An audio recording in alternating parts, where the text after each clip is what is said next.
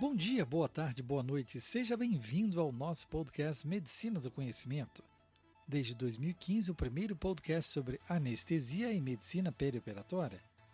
Aqui você pode compartilhar ciência e informação a qualquer momento e em todo lugar. Eu sou Pablo Guzmão, anestesiador. Juntos falamos sobre tendências, dicas e a prática da medicina, além de assuntos sobre qualidade de vida. E como compartilhar é multiplicar, trazemos mais um assunto sem fronteiras no mundo do conhecimento.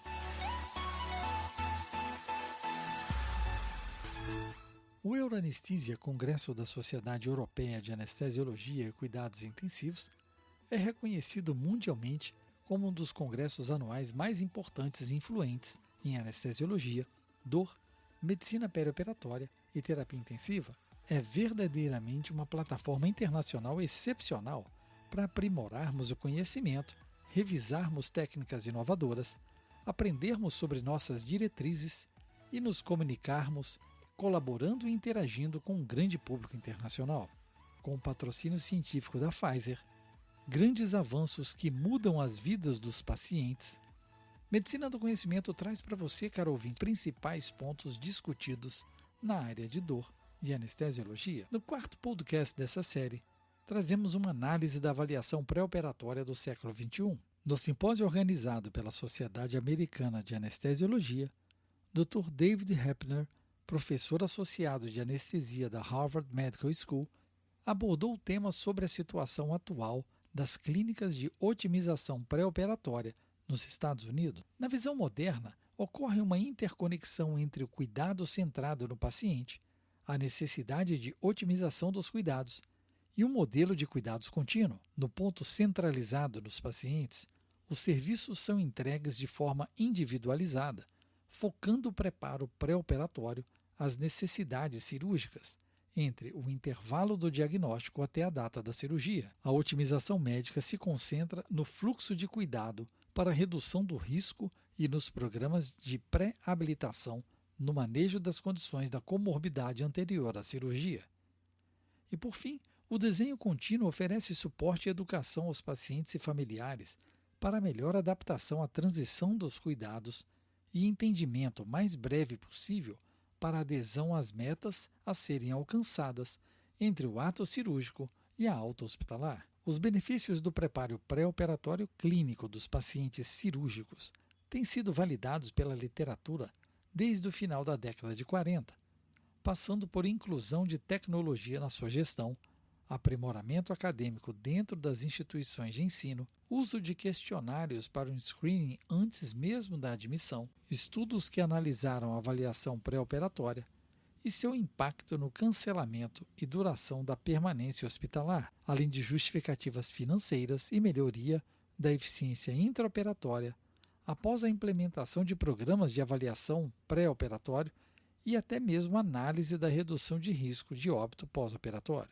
Pacientes se adaptam muito bem à associação de novas tecnologias dentro da sua rotina de cuidados. É um estudo na Harvard Medical School, onde o próprio Dr. Heppner fez parte, descreveu a utilização de uma plataforma automatizada para triagem pré-operatória e preparação do paciente. Resultados evidenciaram quanto à otimização do paciente, uma triagem adequada para avaliação pré-operatória, maior participação do paciente no seu cuidado e com sua satisfação aumentada, quanto ao aumento da receita, maior adesão do paciente e melhores resultados, cumprimento de metas e maior rendimento do uso da sala operatória, quanto à redução de custos, menor ineficiência do fluxo de trabalho, menor tempo ocioso da equipe, menos recursos desperdiçados e menor uso de serviços de atendimento aos pacientes, além de menor envio de mensagens sem a certeza de recebimento. Com a tecnologia mais presente nas vidas humanas e pela vivência de eventos inesperados,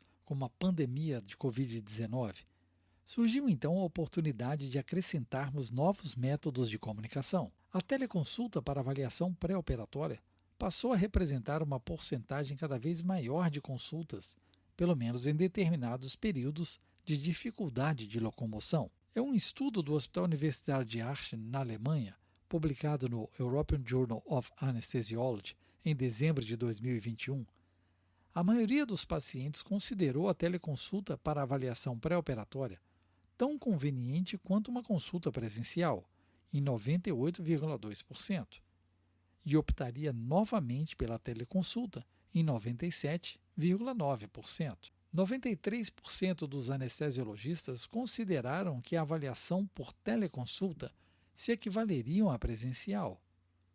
O tempo médio de viagem economizado pelos pacientes foi de 60 minutos. Houve apenas um evento adverso, um diagnóstico de fibrilação atrial em que um paciente apenas imediatamente foi diagnosticado antes da cirurgia. No trabalho americano da Universidade da Califórnia, em Los Angeles, os cancelamentos de casos no dia da cirurgia foram de 2,95% e 3,23% na telemedicina e no corte presencial, respectivamente. Os pacientes da telemedicina evitaram uma distância média de ida e volta de 63 milhas e um tempo médio economizado de 137 minutos durante as condições de tráfego de manhã e de tarde. Houve uma economia baseada em tempo, principalmente ao viajar por uma área metropolitana, em um total de $67 de custos diretos e de oportunidade. Das pesquisas de satisfação do paciente, 98% dos pacientes que foram consultados por telemedicina ficaram satisfeitos com a experiência. Por outro lado, relatos de diagnósticos de manifestações clínicas de acidente cerebrovascular e miocardiopatia induzida pela Covid-19 foram relatados após avaliações por telemedicina, exigindo deslocamento e continuidade do tratamento em internação hospitalar. A Sociedade Americana de Anestesiologia vem desenvolvendo um processo de cuidado na última década que culminou com seu programa multidisciplinar Perioperative Surgical Home.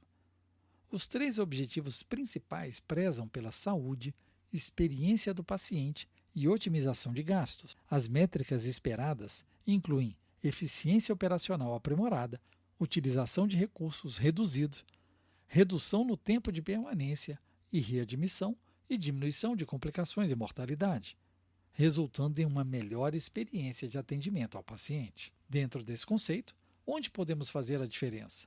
Não basta apenas termos protocolos institucionais dentro de gavetas ou distantes da prática. A eficiência do processo se dá pelas ações de um time multidisciplinar com objetivos claros, tendo como base os principais desafios como no manejo de doenças crônicas conjunta à patologia cirúrgica, prevenção e tratamento da anemia, manejo da perda e transfusão de sangue, uso da telemedicina, transição de cuidados intraoperatórios e pós-alta, manejo conjunto de cuidados entre as equipes, paciente e familiares, segurança em todo o fluxo perioperatório e adaptação a pacientes mais dependentes e senis. Na grande maioria, a composição dos cuidados se parece com várias peças de um quebra-cabeça, onde o próprio paciente tenta encaixar a avaliação anestésica, o prontuário médico, cuidados de enfermagem, histórico cirúrgico e seu exame clínico, além de exames radiológicos, laboratoriais e diagnósticos, e resolução dos problemas médicos vigentes. Isso não é tão simples assim, como revelado no trabalho da Harvard School of Public Health, publicado na Patient Education and Counseling em março de 2014, onde foram medidas deficiências na tomada de decisão compartilhada em planejamento de cuidados avançados e cirúrgicos. 1.034 pacientes foram avaliados após consulta com o cirurgião e seu procedimento agendado. E 50% dos pacientes com reserva de vagas em UTI para o seu pós-operatório não estavam cientes disso. 50% dos pacientes com pós-operatório em UTI não possuíam plano de diretrizes de cuidados avançados. 10% dos pacientes estavam em conflito sobre a decisão de terem seu procedimento realizado. E 10% dos pacientes identificaram incorretamente o procedimento agendado. Desses resultados, surgiu a estrutura conceitual para uma decisão de alta qualidade, onde, baseado em evidência clínica, temos a operação certa, ou seja, o procedimento é o melhor tratamento para a doença. Baseado em certificações médicas, temos o provedor certo, ou seja, o cirurgião e anestesista selecionados têm os requisitos e habilidades para a realização do procedimento com segurança. Com base na certificação e acreditação das unidades, temos o local certo, onde o estabelecimento de saúde escolhido tem todos os recursos necessários e, com base nas decisões compartilhadas, temos o paciente certo, ou seja, a decisão reflete valores e preferências individuais dos pacientes. Para garantia da tomada de decisão compartilhada de alta qualidade, precisamos identificar um conjunto de gatilhos, que normalmente se associam a uma maior probabilidade de cuidados inadequados, devido a deficiências na tomada de decisão compartilhada, como, por exemplo, pacientes geriátricos com déficits cognitivos, pacientes com alto grau de fragilidade, disparidades socioeconômicas e intelectuais, inabilidade para se mover de forma independente, pacientes morando em casa de repouso ou com dificuldade de autocuidado e pacientes em último ano de vida. Ter um olhar mais apurado para o público geriátrico se faz necessário, pois as estatísticas americanas mostram como também podem ser representados em outras partes do mundo que o número de pacientes com idade maior que 65 anos crescerá 55% entre 2010 e 2050 e constituirá 21% da população da América do Norte. Com uma população mais idosa, o número de cirurgias em pacientes geriátricos aumentará rapidamente e continuará crescendo. Já temos esse grupo etário representando 40% dos pacientes cirúrgicos e 30% dos pacientes ambulatoriais, o que já nos exige cuidados específicos no fluxo perioperatório. Pacientes com baixa performance em testes de screening cognitivo pré-operatório possuem o dobro de chance de permanecer pelo menos mais um dia de internação frente ao programado e com ocorrência de 21% de delírio pós-operatório. Olhando para atuais modelos de negócio na saúde, com o princípio de valores baseados na entrega do cuidado de saúde, o papel do anestesiologista se faz ainda mais importante. Otimização de cuidado, classificação de risco pré-operatório, manejo da dor aguda perioperatória, controle do balanço hemodinâmico e reposição volêmica, além do uso de tecnologias e técnicas multimodais, permitem à instituição melhor gerenciar custos e ofertar todos os cuidados necessários. Em que ponto você se encaixa nessa perspectiva de avaliação do paciente no contexto da medicina perioperatória? Compartilhe conosco sua prática diária. Ative a notificação para ser informado quando um novo podcast for publicado. Escolha sua plataforma, ouça mais podcasts. Siga-nos pelo Spotify, Deezer, Apple, Google Podcasts, na sua Alexa pelo Amazon Music, SoundCloud e YouTube, e mais uma dezena de agregadores de podcast. Na Medicina do Conhecimento, você escolhe o player da sua preferência. Deixe seu like onde ouvir. Além disso, você pode entrar em contato conosco e sugerir o próximo tema. Fique ligado nas redes sociais, Twitter, Facebook e Instagram, Medicina do Conhecimento. Afinal, compartilhar é multiplicar.